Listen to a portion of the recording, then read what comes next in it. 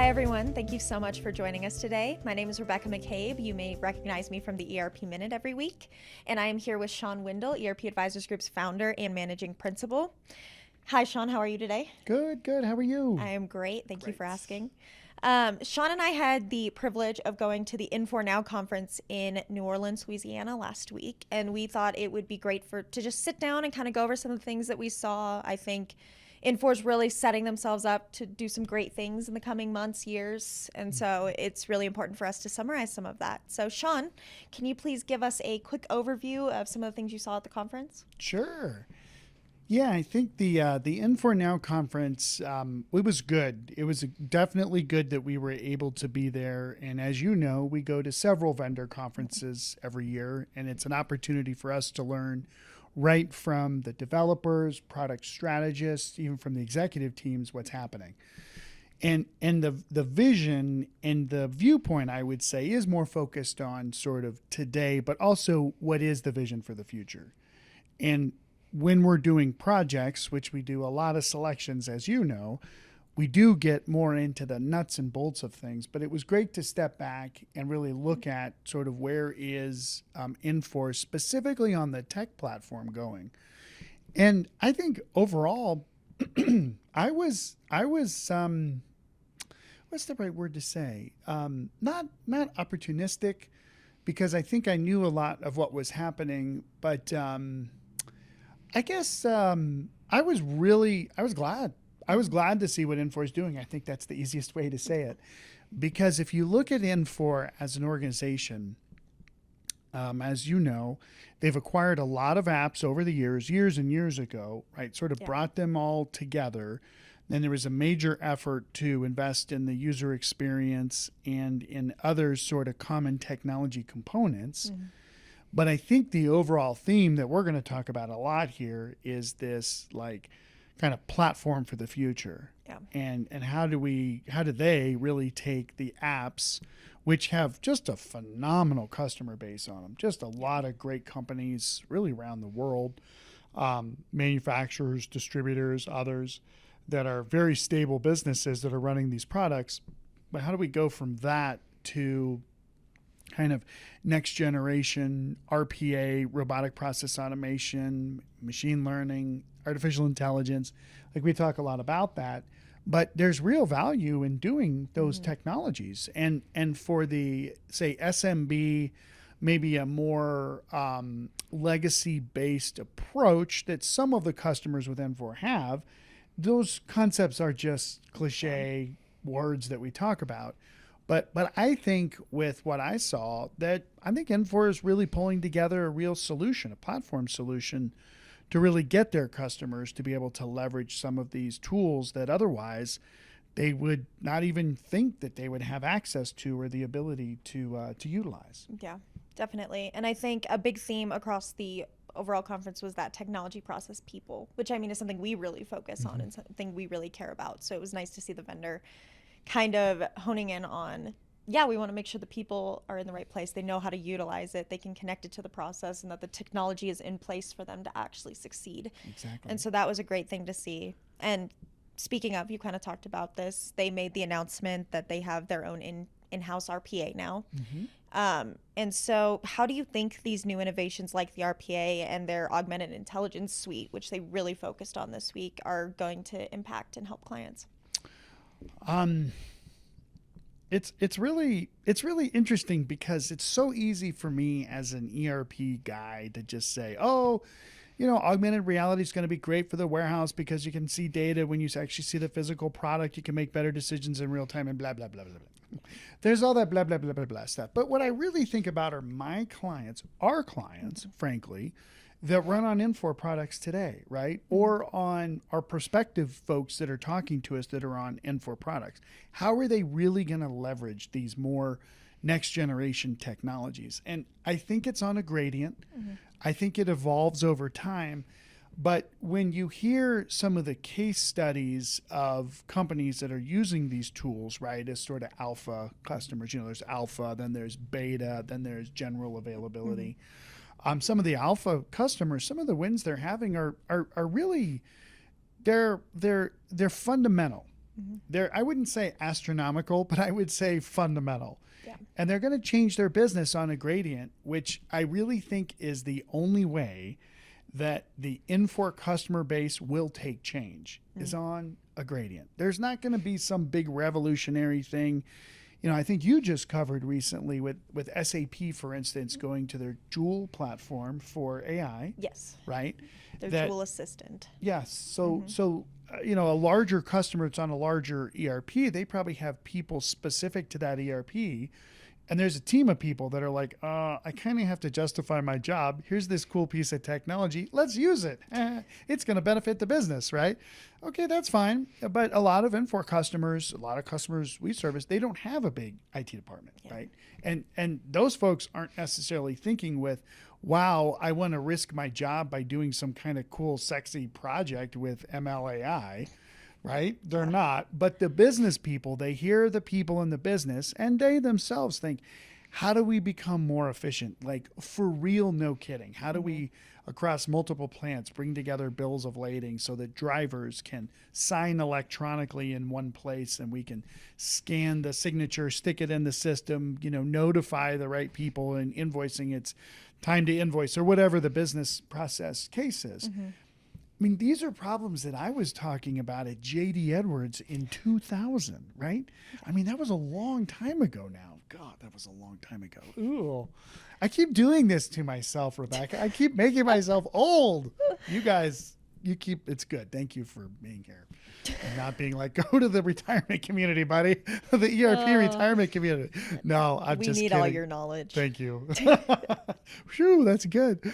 That's funny. I'm blushing a little. But I have this big birthday next year. So I'm preparing for that. So anyway, I'm getting my grave site ready. No, I'm just kidding. I'm sorry. I'm totally getting off subject.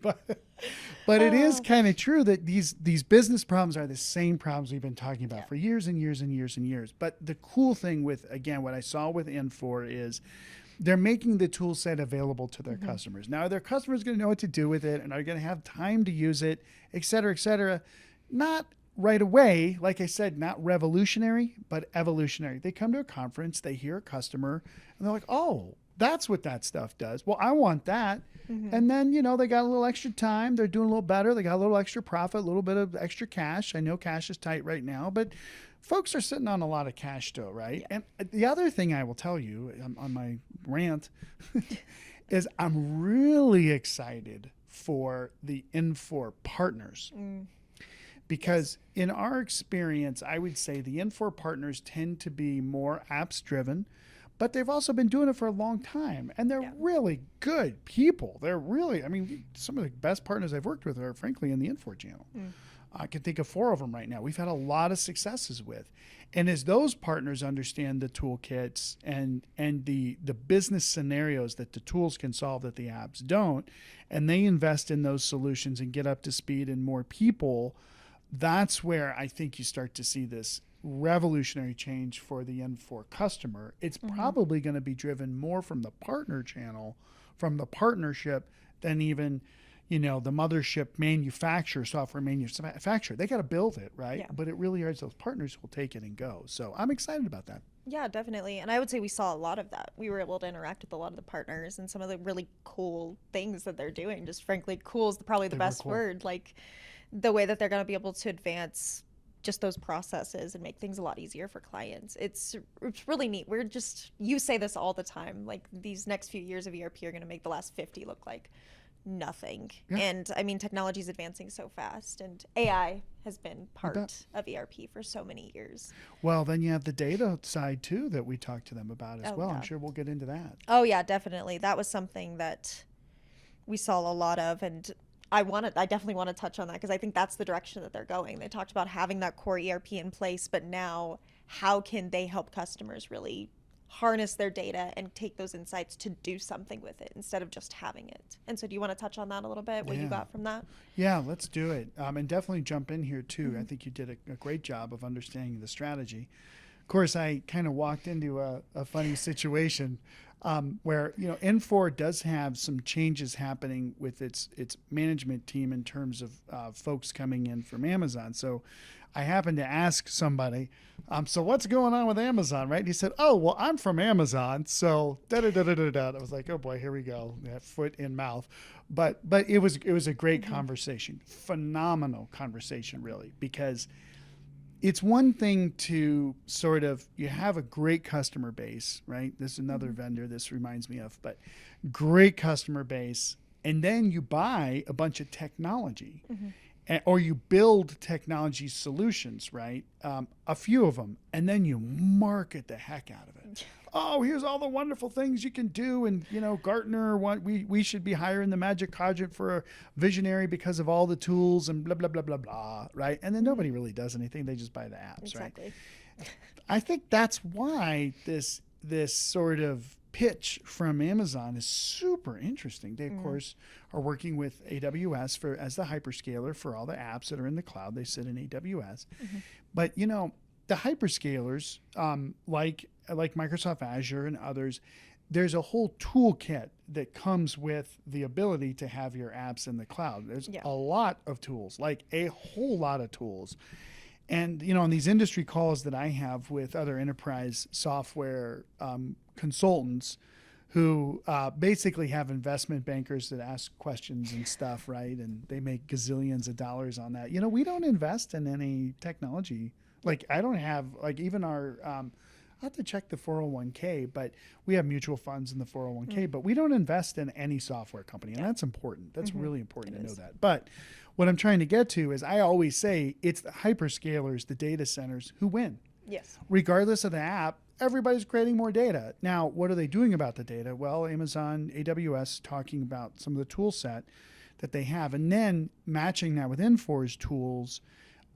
It's just really cool. Like it's really, that's where the revolutionary change can happen, because the more the technology platform can leverage the data set, that's what everybody wants in the first place, right? That's what everybody buys ERP for. It's not, I want to go buy an ERP. No, it's just talking to a client this morning. Like, no, we want to be able to bring in more. They're a contract manufacturer.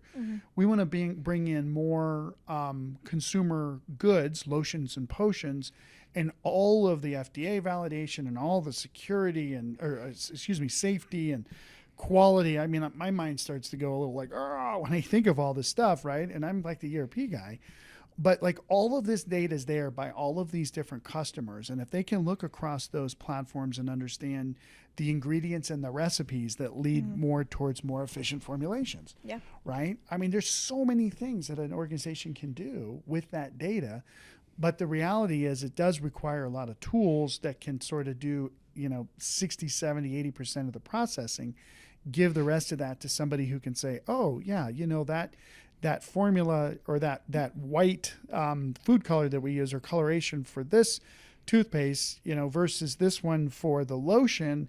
This one for the lotion actually works better at these temperatures. We should just use it over there. I mean, that seems obvious when you say it like that. But when you have that much data, you can really make those kinds of decisions. Yeah. I mean, I think that's probably why you like ERP. That's why I like it, is because, hey, you can really help people to make better decisions here.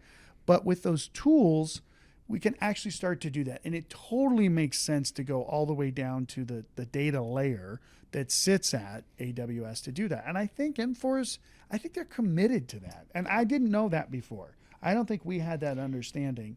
And now we do. What do you think? Oh, I definitely think I got a lot out of the conference. And I think both of us going and learning some of these things, you hear all about it. And I check the news every week. I see what they're doing. But it's so important to also get down to the core of like, why what they're doing matters, and getting down to the core of like that AWS platform, kind of what they're going to be leveraging and those kind of things was so interesting to me.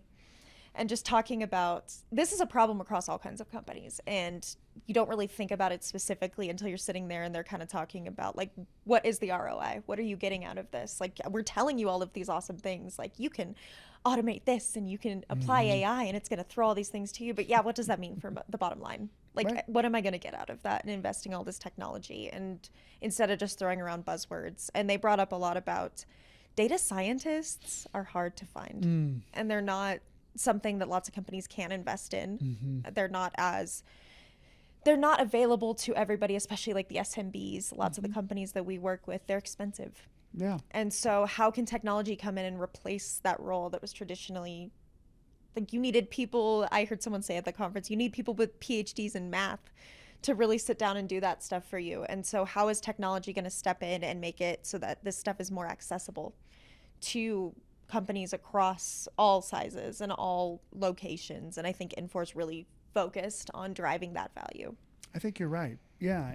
And I think at the end of the day, they need to be. Yes. And I get kind of nostalgic. I'm totally getting into this like whatever image.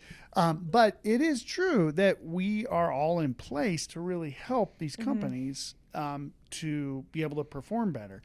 I still don't think people lose their jobs or, like, oh, now we can let go of a gazillion people because of the bots or whatever. Yeah. I mean, maybe that's way off in the future, but not yet. But I do think that, just like you said, seeing the vision, even from the executive team down to talking to some of the architects in some of the sessions of what's really happening. I think if I was an Infor customer, I would definitely pay more attention than I normally would to this tech stack discussion. Yes. Because it's real easy when your ERP is just fine to just kind of keep bebopping along and not worry about it. But I think there's going to be some opportunities that an existing Infor customer should be aware of. And I think for organizations, companies that are looking at switching, the tech stack may have been something that didn't perform as well against other competitors for Infor. We're in a deal right now where we have a very savvy CIO. It's a big distribution business, and they've been on a product for a long time, and he does not want to get stuck with an app that will prevent them from growing in certain ways, including the tech stack. So we're sort of leaning towards one direction, but I think after the conference, we do have to sort of take a look at, what does this really mean now for, a customer on a Cloud Suite distribution enterprise, bigger ERP, not SAP, but still bigger. And now we have all these tech tools that kind of come with the app, right? I mean, it's not like they're separate or whatever. Now, there's probably different people that are different subject matter experts that would help you implement it, but it's sort of like, interesting, because the other thing that we said here is Infor's apps, they have deep functionality. They've been around for a long time. So the other thousands of customers have sort of worked through some of these issues that the app provides at.